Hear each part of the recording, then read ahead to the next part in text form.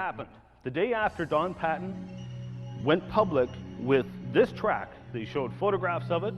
He said, this is clear evidence that dinosaurs and humans lived together. The day after, somebody went into the Paluxy Riverbed and smashed the track to smithereens.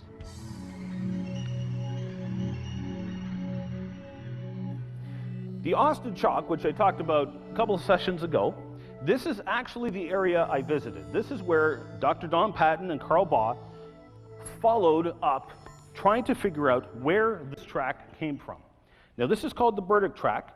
It was actually found in a store in another state, and when they brought it there, they asked a bunch of old-timers in Glenrose where this track came from. Some of them actually recognized it. They knew where it came from. They said it came from Cross Branch, which is a tributary of the Paluxy River. Now, you'll notice that they've actually sectioned or cut the track a number of times. They did that to show the pressure laminations within the track, which I'll show you in a second. Conveniently, that also led them to discovering the exact site where this came from. And conveniently, it turns out the very layer this came from and the very area this track came from, most likely, is right underneath the basement of a creationist. Yes. He's sort of given us permission. We just haven't gone around to reinforcing his basement and start digging. But we're kind of hopeful that more tracks will become exposed with time. Now, that is the very location right there. Again, I went there personally. The rock is exactly the same. I saw it with my own two eyes. The rock is exactly the same. Within this rock are little nodules, which Don pointed out, and they change in size as you go downstream or upstream. This specific location has the nodules exactly the same size as the ones that are in the rock. He even pinpointed the very layer he thinks it came from. Now, I talked about the sectioning. There's the photograph of the sectioning. This is across the heel, and clear as day, you can see the pressure lines that were caused when the person walked in the soft mud. Now, what's key to mention here, there was an article put out by Loma Linda University a number of years ago where they sectioned what is clearly the Caldwell track. Assuming that was the original Caldwell track and not a cast or a fabrication, they showed that there was no lamination. Actually, that doesn't rule it out, because there's actually been dinosaur tracks in the Paluxy where the river broke off the rock halfway across the dinosaur track. This is a genuine dinosaur track that nobody is questioning. But when you look at the cross-section, it doesn't have any pressure lines like that visible. So the lack of pressure lines does not rule it out as a genuine track. Nevertheless, pressure lines do definitely rule it in as a genuine track. So then an anti-creationist skeptic said, well, it must be a dinosaur track that somebody carved the toes onto. All right. So they sectioned the toes, twice to be sure. Clear as day, you can see the pressure lines caused by the toes in the mud. The big toe in particular, clear as day, you can actually see the pressure lines caused by the footprint as it squished into the mud before it turned into solid rock. Now, the fossil cat print, which again is just as damaging to the evolutionary model. Cats were not supposed to have evolved until 54 million years after the dinosaurs became extinct, yet here's their footprints right alongside the dinosaur tracks, and again, sectioned, as you can see, in a number of different ways, and there you can see the pressure lines present from the fossil footprint. These are genuine fossil footprints among dinosaur footprints, and they should not be there. This is science's best explanation for dinosaur tracks and human tracks found together. If you go to the Paluxy River, the state park there, Dinosaur Valley State Park, on one of their posters there, they have this as an attempt to explain away the human footprints that have been found among the dinosaur tracks for years. It makes no sense at all. Anyway, a good friend of mine, Stan Lutz, and I headed up to the Panhandle in Texas. We went up there to get a fossil buffalo skeleton for our good friend Joe Taylor. The town of Stinnett had asked him to prepare, to do the fossil preparation on this fossil skeleton of a buffalo that they had dug up trying to dig a pool there. So Stan and I drove up there to go pick up the skeleton, And we went to the town hall, because they're the ones who had the skeleton, and they said, all right, we'll call in one of the guys from the field to take care of you. Why don't you grab a seat? We turned around, and Stan's jaw hit the floor before mine did, because he saw it before I did. There inside a glass case in the middle of the town hall was this pristine fossil human footprint in Permian rock. This is now from before the time of the dinosaurs. Now, some have said, again, this was a carving. Nonsense. You can see that thin layer of crust that's been flaked away on the edges. It actually has fossil raindrop impressions in it. But that crust has flaked away. It is clearly not a carving. You'd see the marks from the carving in the rock underneath. And the carving would have to carve through that thin crustal layer. It makes no sense. We've since gone back and examined the site this track apparently came from. Unfortunately, the original site has been lost. We're still trying to track it down, pun intended. So I'll keep you posted on that. But Carl Baugh did manage to get the track from the owner for a while. He allowed him to have it, and they ran a spiral CAT scan and x-rays on it. And as you can see, there is a pressure difference between the footprint itself and the surrounding rock. In other words, the track is genuine. It's not a carving. The rock has actually been compressed. That is a genuine fossil footprint in Permian rock from before the time of the dinosaurs. Now, in the article that will hopefully be coming out within the year, I am the lead author for a team of 6 co-authors. We are we'll be presenting an article on the Paluxy tracks and fossil human footprints as a whole later on this year, hopefully. And one of the things we're developing is a technique for photographing or mapping and documenting the fossil human footprints. I originally came up with the concept to photograph this spiral that I talked about in the Joggins plants, because many of the fossil plants at Joggins are way up in very high and very dangerous cliffs, and you just can't get to them. So how do you take a three-dimensional photograph of an object that you can't actually get to and a three-dimensional camera can't get to? So I came up with the idea of projecting a grid of light on the object and then taking a photograph on an angle. As it turns out, that worked very well for fossil footprints. Here's the coffee track. There's the left side of the foot. There's the big toe, the second toe, the third toe, the fourth toe, and the fifth toe. So when we project a grid of light on it, we call it projected grid topography, and David Lyons and myself are currently perfecting the technique. But this is one example of how we would use the technique. This is a very coarse grid. We would actually use a finer grid to take the photographs. But that's one of the ways we're going to be photographing them in the field from now on, is simply projecting a grid of light on it, taking a shot from an angle.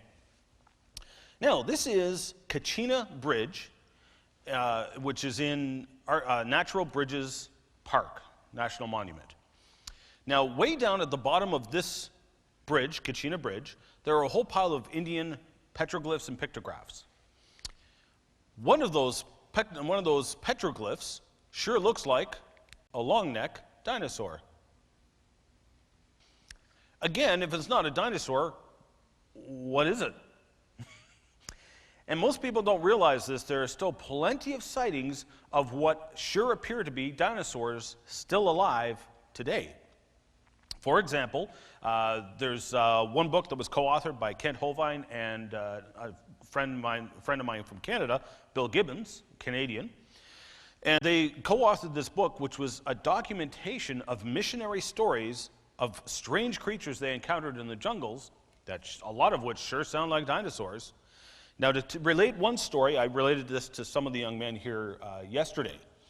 I am part of a team, a gentleman by the name of Herb Stein. He's a cryptozoologist in Pennsylvania. And myself wanted to tag team and do a follow-up search on reports we heard of what sure sounded like pterodactyls still alive today. Now, Herb has done a pile of research on this. He's very, very knowledgeable in this area.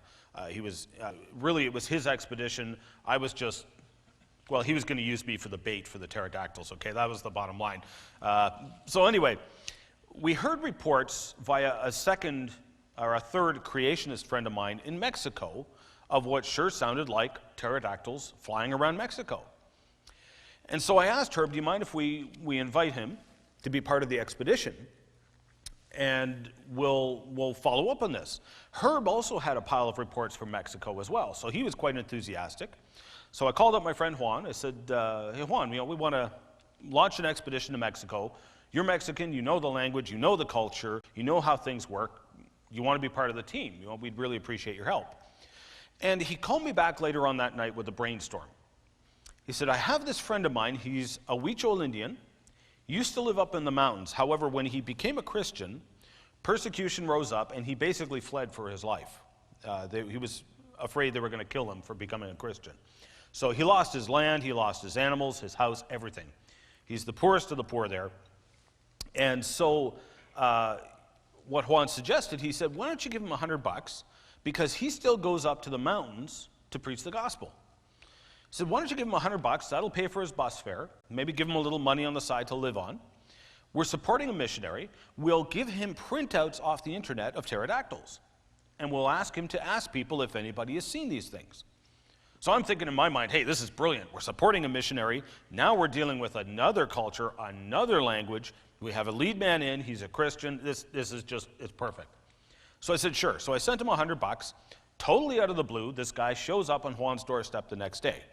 Lives about 20 miles away, no phone, no car. Shows up on Juan's doorstep unannounced the next day. Juan said, boy, have we got a job for you. First of all, here's $100. We want to pay your trip up into the mountains. Here's a disposable camera. We want you to interview people when you go up there and ask them if they've seen these. And he handed them a wad of drawings off the internet of pterodactyls. So he started leafing through them, and he was really confused at first. He's like, why do you care about these? We killed these when I was a kid. They were a nuisance. We used to build fires in front of the caves, smoke them out, and club them to death because they'd kill our animals and on occasion kill children. Just matter of fact. Why are you interested in those? They're a nuisance. So there's the very real possibility these are still alive today. And I don't know if anybody caught this. Only 3 years ago, Anchorage, Alaska, half the city saw a bird that everybody said the same thing. It was the size of a Cessna, flew over the city. Nobody saw where it came from. Nobody saw where it went. You have reports like that from literally all over the world. Papua New Guinea is one of the most common places you hear these reports. And apparently the birds there, whatever they are, have glowing patches, much like a firefly, on their undersides, which they can turn on and off like a firefly, whatever these strange creatures are. So again, we have lots of reports of what sure appear to be living dinosaurs still alive today. Bill Gibbons, my Canadian friend, will be hopefully leading another expedition to the Congos of Africa, where there's been reports for decades of creatures that sure sound like the brachiosaurs, or creatures similar to that, basically long-necked dinosaurs still running around the Congos of Africa, still alive today. Now this is, excuse me, a temple in Cambodia. Again, this comes from my friend Don Patton. This temple was dedicated in 1186, so about 800 years ago, give or take. And you'll please notice, way off in the back corner, there's that pillar that the arrow is pointing to. Now we're going to take a few steps closer, and you can see the pillar there, and you can start to see the patterns on the pillar. I'm going to get a little closer still. You notice all the carvings have these animals carved in them as part of the temple. One of those carvings sure looks an awful lot like a Stegosaurus. Again, only 800 years old. Now, we've only known about dinosaurs for the past 100 years. How did they know what a Stegosaurus looked like? Simple. They saw them. Now, some might suggest that, oh, they just excavated dinosaurs and they figured out what they looked like. Well, possibly, but there's no evidence of that. And when we get down to Havasupai Canyon, which is part of the Grand Canyon, there is another native Indian petroglyph, and this is a reproduction of that. Again, when you take tours there, they'll give you all kinds of other explanations saying it is not a long-necked dinosaur, yet you show this to most children, they clue in right away. They know exactly what it is. It's a long-necked dinosaur that they've done a petroglyph of. So how did they know what dinosaurs looked like when we've only known about them for about 150 years? Incidentally, the term dinosaur was actually invented by a creationist. The gentleman who started the British Museum of Natural History was actually a creationist, and downstairs in the basement of the British Museum of Natural History, there is still dinosaur bones, still in their plaster jacket with, get this, dragon bones written on the plaster jacket. Why? Because before 150 years ago, before Owens coined the term dinosaur, the dinosaurs were called dragons. Exactly as it is in the scriptures. That's the way they called it. Now, what do you guys see there? Triceratops. Man. And the kids always recognize this right off the bat. I don't have to tell them a thing. It's very clearly a triceratops, apparently with a man riding on his back, smoking what looks like a peace pipe. What is up with that? Now, these are fascinating little cultural tidbits. I have a couple of them here. These are what are called the Ica burial stones, or Ica, depending on who you ask. They're somewhere between 500 and 1,500 years old. Again, bearing in mind, we've only known about dinosaurs for about 150 years. Yet many of these stones have what sure look like dinosaurs carved on them. Now, the reason they have these stones is very interesting. These are burial stones. When a person dies, they carved a story of the person's life on a rock, placed it in the tomb with the person, and we find them today in the tombs. They're called burial stones. In this case, it sure looks like a T-Rex. Again, the kids recognize it right off the bat. And it looks like the nice T-Rex is playing with the man, which is probably why we have a burial stone. Now, not all of them depict violence. Actually, what I'll do is I will pass these around. How about that? These are reproductions. I'll pass these around if you could work them around. Not all of them depict violence. Many of them depict the dinosaurs as pets. Now, when I pass this one around, if you take a close look, it's kind of hard to make out. But basically what it is, here's the man's head right here. Here's one long-necked dinosaur. Here's another, and you can see all the feet. This guy is apparently petting two small baby dinosaurs. So apparently they may have tamed some of them as well. And I'm going to keep this one handy for a second and refer to this one, which I'm going to pass around.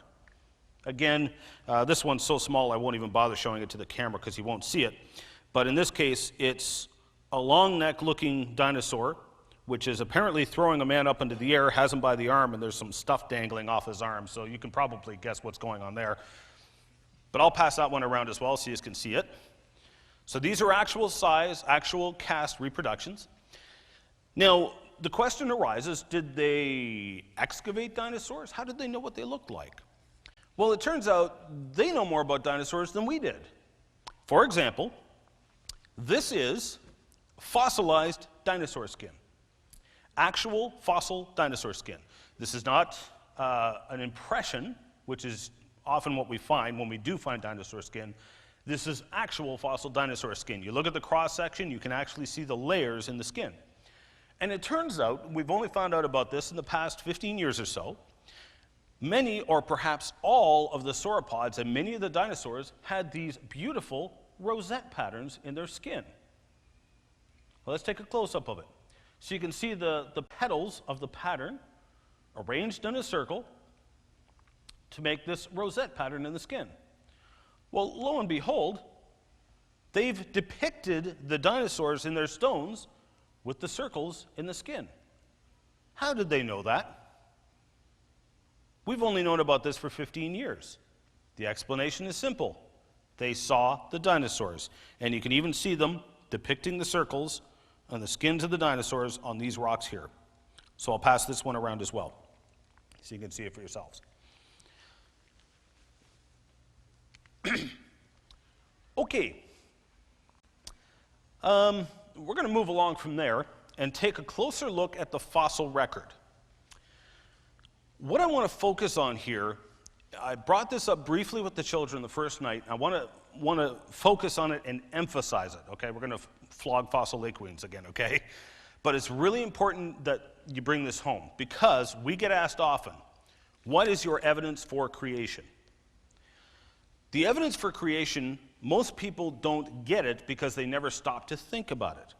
And I know my good friend John Mackay, who's the one that brought this up, I love the way he puts it. He got interviewed by Richard Dawkins lately, and we could already predict what he was going to say. John has a way with words and a way of getting his word in, whether you want him to or not. And Richard Dawkins could probably ask him some question like, what do you do with all the evidence for evolution there, Mr. Mackay? And we can already predict what John would say. Well, that's a good question, Richard, but before I answer that question, I'd like to ask you a question. If creation were true, what would the evidence be? After all, how do you know that the evidence you're looking at is actually evidence for evolution and not evidence for creation, if you don't even know what the evidence for creation would be? You can pretty much predict what he's going to say.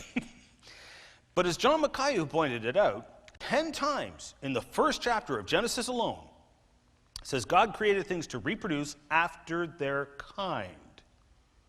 So things were created in their original form, reproduced after their kind faithfully over the centuries and centuries and thousands of years. Evolution says things change over time. This is key. We now have another method to check to see which model scientifically is correct. Now, let's take a look in the fossil record. I touched on this the other day. What is that? Fossil dragonfly. How do we know? As it looks like one. It is exactly like modern dragonflies. Dragonflies have faithfully reproduced after their kind. That fossil was supposed to be 100 million years old. Nothing has changed. Horseshoe crabs have evolved into horseshoe crabs. Nothing has changed. Shrimp have evolved into shrimp. Nothing has changed. Palms have turned into palms. Nothing has changed. This is known as stasis in the fossil record. It absolutely refutes evolution and is excellent, profound evidence for creation. Now, the coelacanth, I mentioned this earlier in the last session. How many people have heard of the coelacanth? Okay, a few. Okay. Very famous fish. Supposedly, the last fossil found on the fossil record was 70 million years old. In other words, it was absent from the last 70 million years of supposed geologic time. It was not preserved. Well-known fossil. The reason it was famous is because the evolutionists loved it. The fossil, the group that it comes from, the family, have these large bony fins. And their hope was that these large bony fins was an attempt to evolve fins that was strong enough to walk on land. Because if you recall, according to evolutionary beliefs, the evolutionary faith, fish walked up on land as part of their evolutionary progression.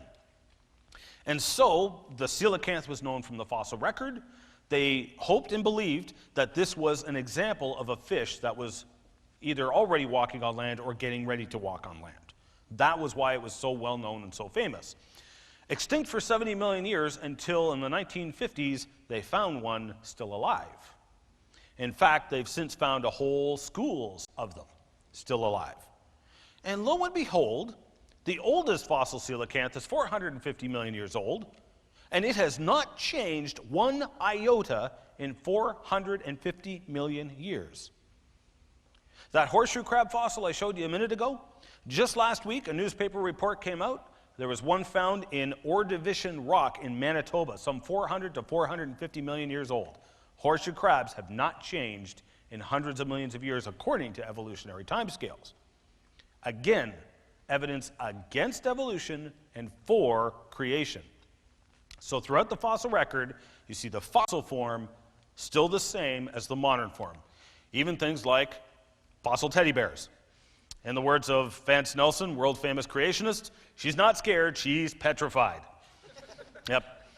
He told me I could quote him on that. So, again, fossil teddy bears have given rise to teddy bears. Now, let me point out why this is significant. In the book, 100 Questions About Dinosaurs and Fossils, Philip Curie, who used to be the curator of the Royal Tyrrell Museum in Alberta, Canada, talked about rapid fossilization. And in print, they admitted that fossils can form literally in hours. We've all been given the assumption fossils take thousands to millions of years to form. Now, this is my nice teddy bear, and it's nice and soft and cuddly, isn't it? It's not? What's wrong with it? It's like a rock. It is solid rock, in fact. Well, not completely solid. Now, the interesting thing here, the bear is still there. So are the dinosaur bones. Now, I've got an actual dinosaur bone. I'll pass this around. First thing I want you to notice is how difficult it is to spot actual fossil bone. It just looks like a rock. You got to know what to look for. But the key point I want to make here is the bone is still there. It has just been permeated by and coated by minerals. Technically, it is permineralized. So is the bear. So I'll pass this around. Hopefully everyone get a chance to see that. This is the same process that happens to dinosaur bones. Now, most dinosaur bones are permineralized by silica, sometimes by calcite or aragonite. In this case, it's calcite and aragonite. And if you take a look at this photograph right here, you'll notice this is the cliff face where this came from. This is actually the oldest, oldest tourist destination in England. Mother Shipton's Well, I'll bring this over for the camera actually. Mother Shipton's Well, and for I can't remember when this first opened, but people have been hanging things off the cliffs for many, many, many years, and if you look closely in there, you can actually see stuffed teddy bears, stuffed dinosaurs, top hats, etc. The water from a spring comes down over the cliff, drips on the objects, and permineralizes them.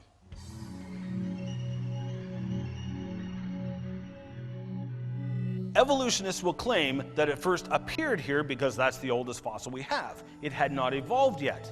That is a non sequitur argument. It is not in a proper sequence of conclusion. And so evolutionists try and play things up as a sequence in the rock record, and that the sequence of evolution is based on the rock record. It doesn't stack up when you examine it scientifically.